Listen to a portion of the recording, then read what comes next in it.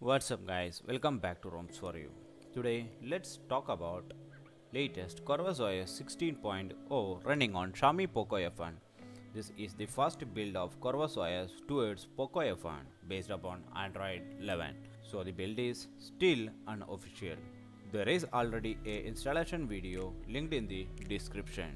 You can check out the video if you are looking for a installation. Before getting started, if you are new here, sub to the channel would be really appreciated.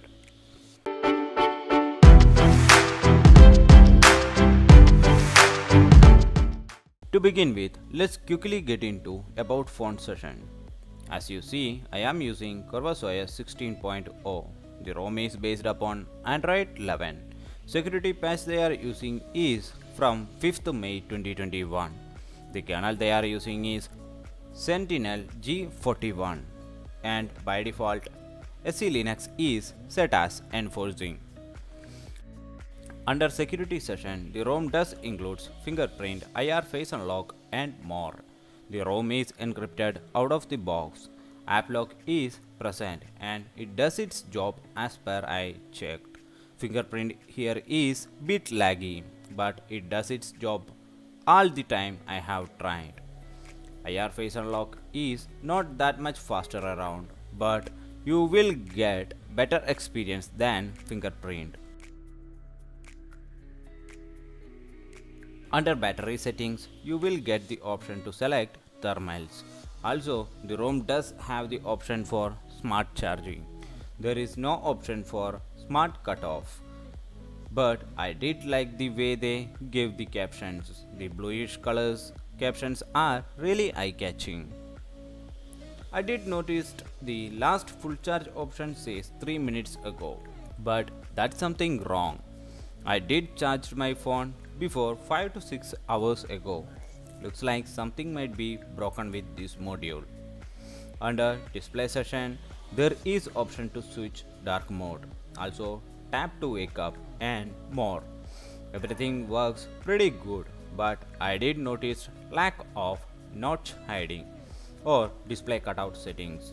The option is missing from display settings and even from developer option. Even I did try searching for the option, but no luck. Looks like the option is missing from the build. If you are a user who is going to root this ROM, there is Magisk module available for enabling display cutout. The next important option here is Raven's Layer. Under this option, all main tweaks are integrated. First tab is about notification, which includes option to set battery charging light customizations.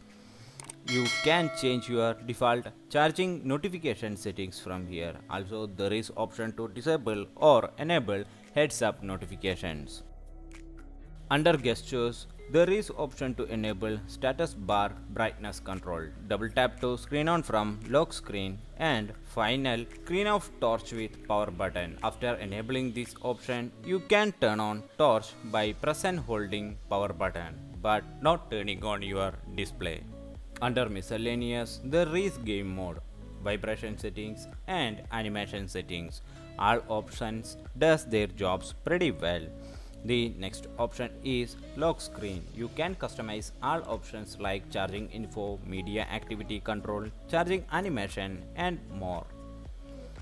Under status bar settings, first is battery option. Allow you to customize battery icon styles, percentage and more. All works good here.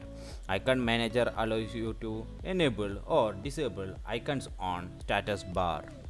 Quick settings panel allow you to customize row, columns or icon styles and more, and everything works pretty good. Traffic indicators allow you to enable or disable data usage in your phone. Since notch hiding and dual status bar notifications are not present, the option is not able to see for now. The last is hardware panel, which allow you to customize your phone's physical button usability like power menu settings, volume up key to wake up phone and more. So that's all about Raven's Layer.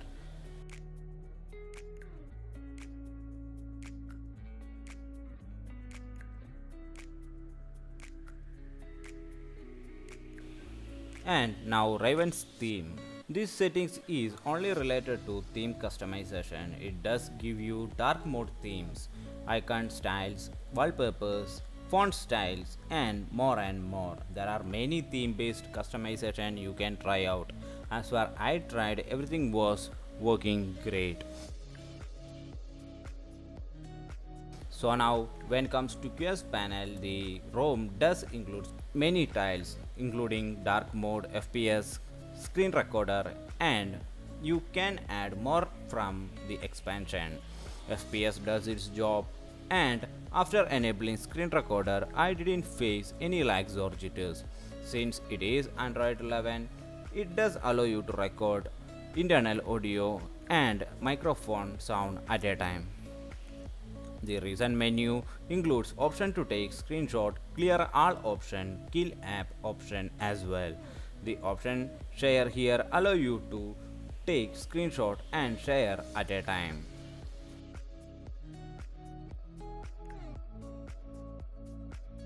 When comes to benchmark, the Antutu scores 3 lakhs and 54,000 plus, and Geekbench scores for single core 422 and multi-core 2069, which are decent scores. The ROM does passes safety net out of the box, and the Google Play Protect certification is valid as well, which adds an advantage to this ROM for daily usage. Now, without waiting, let's quickly get into gaming test.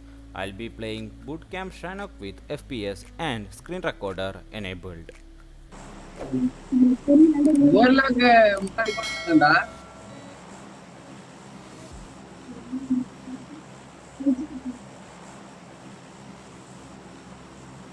நிக்கிறான்